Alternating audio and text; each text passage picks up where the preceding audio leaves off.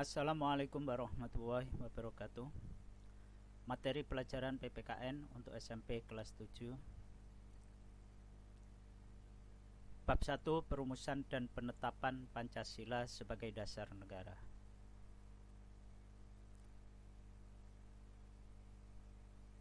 Materi tentang perumusan Pancasila sebagai dasar negara. Submateri yang kita bahas adalah sidang pertama BPUPKI. Amati siapakah tokoh-tokoh yang ada di gambar samping ini. Hasilnya laporkan pada Bapak Ibu guru kalian. Sidang pertama BPUPKI itu dilaksanakan pada tanggal 29 Mei sampai dengan 1 Juni 1945. Tujuannya adalah membahas tentang dasar negara Indonesia. Dalam sidang BPUPKI, KRT Rajiman Widyo Diningrat selaku ketua sidang itu menyatakan perlunya suatu dasar negara. Selanjutnya, beberapa anggota sidang menyampaikan pendapatnya tentang rumusan dasar negara. Adapun yang menyampaikan gagasan rumusan dasar negara pada sidang BPUPKI ini adalah yang pertama Mr. Muhammad Yamin, itu pada tanggal 29 Mei 1945. Yang kedua Profesor Dr. Supomo, tanggal 31 Mei 1945. Yang ketiga Insinyur Soekarno, tanggal 1 Juni 1945. Usulan dasar negara menurut Muhammad Yamin yaitu sebagai berikut. 1. Peri kebangsaan, 2. Peri kemanusiaan, ketiga peri ketuhanan, keempat peri kerakyatan, dan yang kelima kesejahteraan. Muhammad Yamin di samping menyampaikan usulan rumusan dasar negara itu secara lisan, juga menyampaikan rumusan dasar negara itu secara tertulis, yaitu sebagai berikut. Ketuhanan yang Maha Esa. 2. Kebangsaan Persatuan Indonesia. 3. Rasa kemanusiaan yang adil dan beradab. 4. Kerakyatan yang dipimpin oleh hikmat kebijaksanaan dalam permusyawaratan perwakilan. 5. Keadilan sosial bagi seluruh rakyat Indonesia. Menurut Supomo, rumusan dasar negara itu terdiri dari 5 unsur dasar yang akan merdeka itu, yaitu sebagai berikut. Pertama, persatuan. Kedua, kekeluargaan. Ketiga, keseimbangan lahir dan batin. Keempat, keadilan rakyat. Kelima, musyawarah.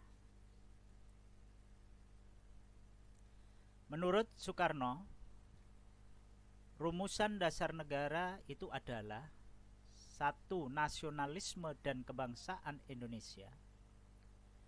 2. Internasionalisme dan peri kemanusiaan.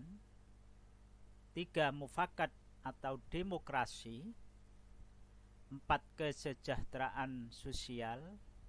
5. Ketuhanan yang Maha Esa. Rumusan dasar negara ini oleh Soekarno diberi nama Pancasila. Kelima sila tersebut oleh Soekarno masih dapat diperas lagi menjadi trisila. Ini apabila terlalu banyak dari Pancasila tadi. Yang pertama yaitu sosionasionalisme, kedua sosiodemokrasi, yang ketiga ketuhanan. Jika trisila ini juga masih dianggap masih banyak, maka dapat diperas lagi menjadi ekasila, yaitu gotong royong. Sidang BPUPKI pertama sebelum ditutup sepakat membentuk panitia kecil yang jumlahnya 8 orang atau disebut panitia 8. Tugas panitia 8 adalah menampung usul-usul yang masuk dan membahasnya serta melaporkan pada BPUPKI. Panitia 8 itu terdiri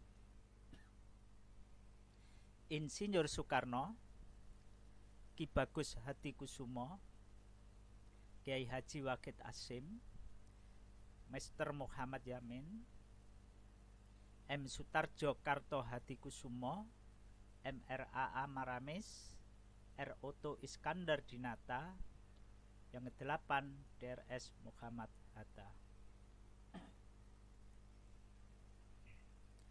Tanggal 22 Juni 1945 diadakan rapat gabungan panitia kecil dengan BPUPKI.